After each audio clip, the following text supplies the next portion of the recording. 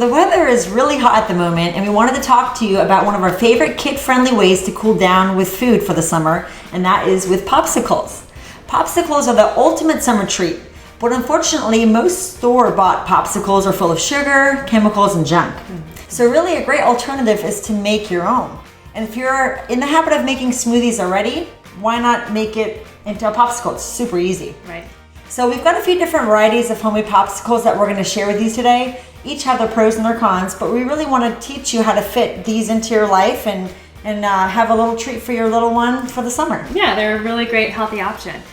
So our first version here is probably one of the easier versions, especially if you don't have a blender or you can't be bothered with your blender and the cleanup and all that kind of stuff. This is super easy. This is a juice and fruit popsicle. So all I did to do this was I literally like squeezed an orange into the popsicle mold.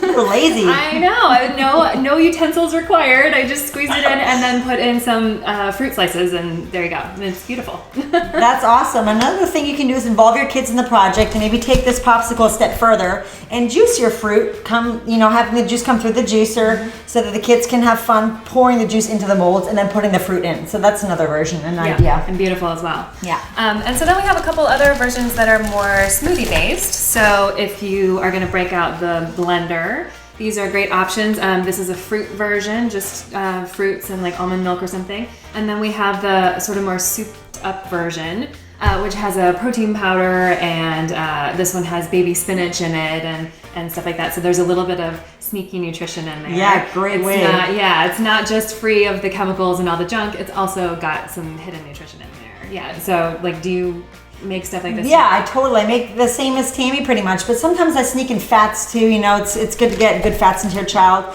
So sometimes I put avocado in or goat yogurt. You can put Greek yogurt in, whatever you'd like to do. I put hemp seeds and chia seeds in. They're high in fiber. And if you blend it all together, like Tammy was saying, you really don't know what's in there. It looks cute, it tastes good, and it has fully packed nutrition in it. Yeah, and I love this version personally because I'm already in the habit of making a smoothie every morning for breakfast.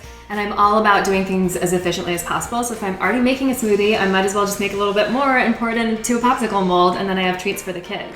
Yep, and on the other hand too, if kids are involved with this, they really want to eat it more too, I've noticed. So try it on at home if you'd like. Yeah, exactly. You can experiment with what works for you.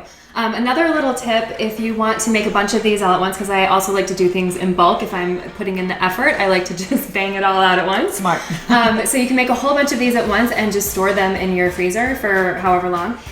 The problem with that is you need popsicle molds for as many popsicles as you're going to make, and I don't have that many molds.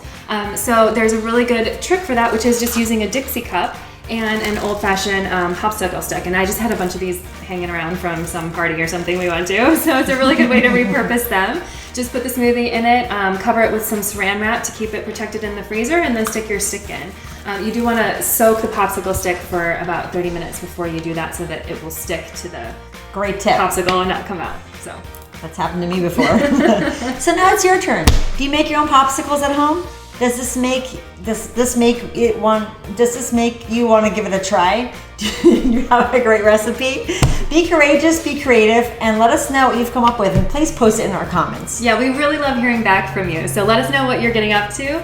And then if you liked this video, make sure to share it, subscribe to our channel, and then get over to www.crazylazywellness.com to sign up for our mailing list. And we'll see you next time. I think it's time for a popsicle, Tammy. I think so too. Cheers.